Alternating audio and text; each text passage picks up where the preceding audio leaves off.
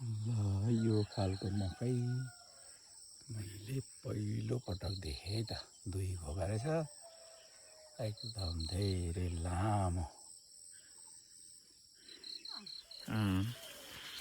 मेकेङा हो बिना खिल्म अब म्याम आकाशी बिना दुईमा चाहिँ 4-5 वटा बमी म्याम चाहिँ छाँटेपछि लासो खिल्ने हजुर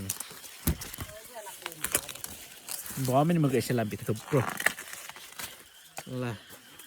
मेरो ड्युटी आज चाहिँ मकै भाँच्ने यसरी यो पनि काम गर्नु पर्यो, बच्चातिर गरे काम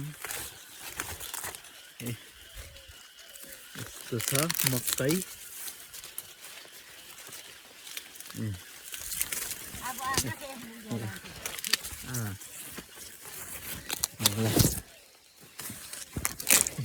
मकै यस्तो छ,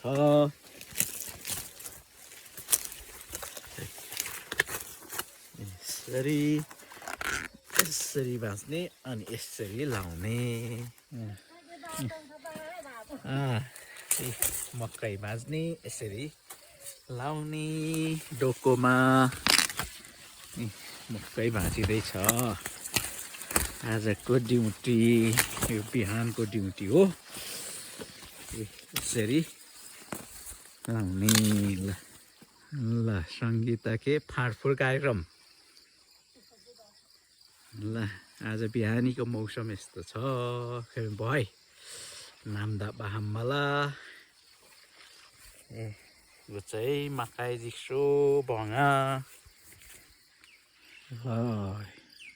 योभन्दा बढी चाहिँ बोक्न सकिँदैन। उहिले लाठे हुँदाखेरि चाहिँ पुरै माथिसम्म चाहिँ चुली बोकिन्थ्यो, आजको चाहिँ यति नै भयो। ल सङ्गीता मी भारीले पत्ता ल अस्टे हैसे ल ल बिहानै घाँसबारी सङ्गीताको फाँडफुँड। अब हप्ता दिनपछि यहाँ धान रोपाइ हुन्छ। ल हाम्रो चाहिँ यस्तो छ। ल आज चाहिँ बल्ल बल्ल घामको अनुहार देखियो, घाम झुल्क्यो। ल यस्तो छ। ल मकैको भारी बोक्ने दिन परेछ, त्यही भएर घाम झुल्क्यो।